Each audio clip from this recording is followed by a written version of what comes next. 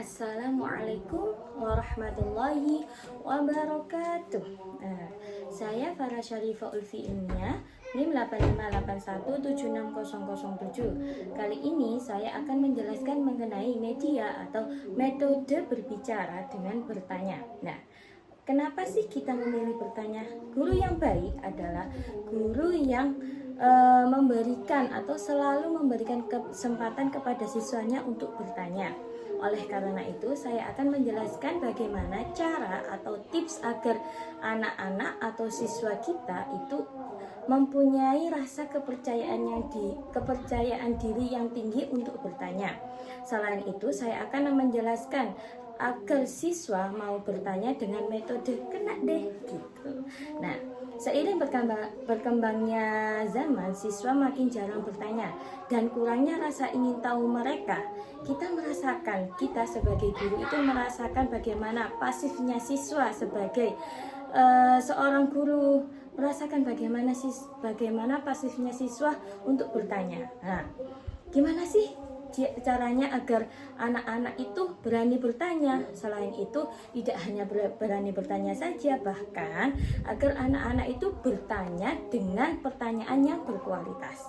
Nah, apa saja caranya? Saya akan menjelaskan 3 hal agar anak-anak tumbuh kepercayaan diri dalam bertanya. Yang pertama, kita sebagai guru atau kita sebagai orang tua, nah, kita adalah perlu mendengarkan dan menghargai anak ketika bertanya. Ketika anak-anak melontarkan pertanyaan atau memberikan pertanyaan kepada kita maupun kepada temannya, kita jangan pernah menganggap remeh pertanyaan siswa tersebut. Nah, kenapa? Karena sikap kita itu sangat menentukan bagaimana anak-anak itu akan bertanya lagi, atau juga bagaimana rasa yang dia rasakan, rasa aman atau rasa senang untuk bertanya itu nanti akan menjadikan simbol bagaimana anak-anak akan melakukan pertanyaan yang selanjutnya, atau bahkan kalau merasa dia terancam, pertanyaanku tidak dihargai, nanti anak-anak pasti akan tidak berani bertanya untuk selanjutnya. Oke. Selain itu, kita sebagai guru perlu mengapresiasi pertanyaan siswa yang berkualitas. Contohnya, apabila ada siswa yang bertanya, tidak hanya bertanya seperti receh gitu ya, bertanya yang berkualitas. Nah, kita sebagai guru perlu memberikan apresiasi terhadap siswa tersebut. Gimana? Oh iya, terima kasih, pertanyaanmu bagus sekali. Secara tidak langsung kita kan mendorong siswa itu untuk berani bertanya lagi, karena siswa merasa dihargai dan merasa diapresiasi. Selain itu, dia akan merasakan kepuasan hasil dari bertanya tersebut. Nah, yang kedua, kita mengajarkan untuk bertanya. Nah, mengajarkan mereka untuk bertanya dengan menggunakan gimana? Bisa saja kita menggunakan 5W1H. Nah, apa saja 5W1H itu? What, where, when, why, who. Nah, apa, kapan, di mana, kenapa, siapa, dan how. How itu bagaimana. Nah, paling tidak siswa itu yang paling mudah itu bertanya tentang apa atau siapa. Tapi siswa itu akan mengolah bagaimana, pertanyaan tentang bagaimana itu merasakan agak sulit gitu ya. Apalagi siswa yang di kelas rendah. Mereka merangkai kata-kata yang akan ditanyakan itu juga masih perlu belajar. Seperti itu. Nah, kita sebagai guru, kita harus mengajarkan mereka untuk bertanya dengan dengan menggunakan cara 5W1H tersebut. Oke. Yang ketiga, nah, berikan contoh atau modeling. Kita sebagai model kepada anak-anak dalam memberikan pertanyaan. Dan apabila anak-anak bertanya, kita itu tidak hanya langsung menjawab saja, tapi kita melatih anak-anak untuk berpikir kritis lagi. Critical thinkingnya itu diasah kembali. Nah, daripada kita menjawab pertanyaan, kita coba kembali memberikan pertanyaan kepada siswa tersebut agar mereka itu mengasah keterampilan bertanya mereka. Nah, Selain itu, setelah 3 cara itu tadi, yang pertama mendengarkan dan menghargai, yang kedua mengajarkan mereka untuk bertanya, yang ketiga adalah memberikan contoh atau modeling kepada mereka. Nah, selain itu, yang paling penting untuk diajarkan ketika mereka sudah memiliki kepercayaan diri untuk bertanya atau berani bertanya adalah ketika bertanya atau sopan santun ketika bertanya, yang pertama adalah minta izin terlebih dahulu. Nah, minta izin sebelum bertanya. Yang kedua, tidak memotong pembicaraan. Nah, ini adalah penting bagi sopan santun untuk siswa agar tertanam sampai dia menjadi dewasa. Yang ketiga adalah menggunakan kalimat yang baik, benar, dan sopan. Nah, itulah beberapa tips atau cara bagaimana agar melatih kepercayaan diri untuk bertanya. Nah, kali ini saya akan menjelaskan mengenai metode kena deh. Nah, itu agar siswa mau bertanya. Nah, dibayangkan saja pada kondisi awal siswa itu tidak ada yang bertanya.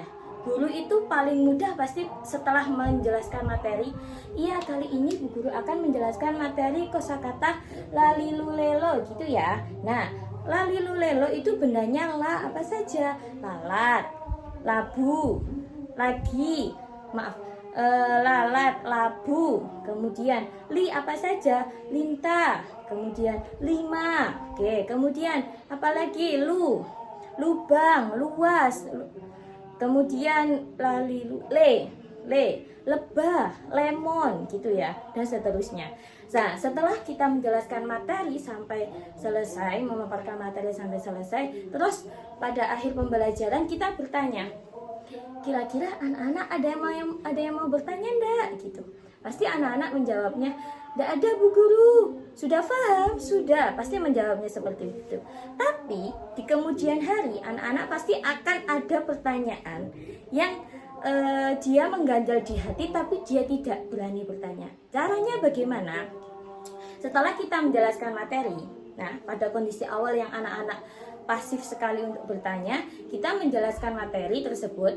Kemudian setelah menjelaskan, siswa disuruh menulis pertanyaan apapun itu di dalam di kertas.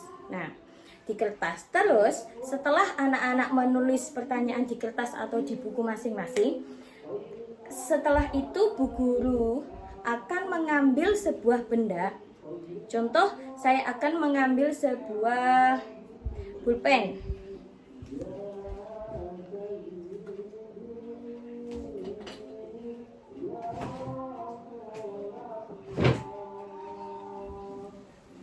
Oke, pulpen ini akan saya lempar atau akan saya gunakan ke siswa-siswa, akan saya salurkan ke siswa-siswa. Ketika lagunya berhenti, dia akan kena untuk melontarkan pertanyaan yang dia tulis.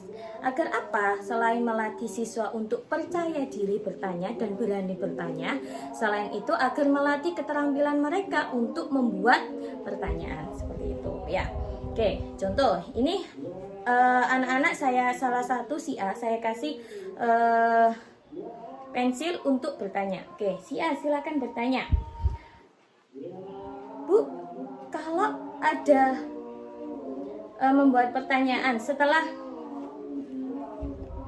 si A bertanya, kita memberikan kesempatan kepada si A untuk melemparkan pensil tersebut atau pulpen ini ke siswa yang lain. Nah, siswa yang lain diperbolehkan untuk bersembunyi biar tidak kena pulpen tersebut. Nah, setelah siswa bersembunyi atau agar lebih aman bisa menggunakan boneka atau gantungan kunci yang aman untuk dilempar gitu ya.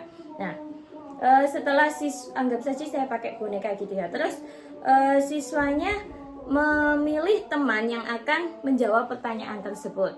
Setelah memilih siswa yang kena, nanti siswa yang kena mendapatkan melontarkan pertanyaan yang dia buat ke siswa yang lain seperti itu. Jika ada siswa yang belum bisa menjawab, baru kembali ke gurunya untuk menjawab pertanyaan tersebut. Nah, itu kan nanti melatih siswa untuk merasakan, untuk membuat dan untuk berpikir bagaimana metode bertanya bisa melatih mereka untuk berbicara. Tidak harus berbicara di depan kelas, tapi berbicara di belakang dengan dilihat oleh semua siswa. Itu kan juga nanti bisa melatih kepercayaan dan keberanian mereka untuk bertanya. Seperti itu. Terima kasih. Sekian dari saya. Mohon maaf apabila ada kesalahan. Wassalamualaikum warahmatullahi wabarakatuh.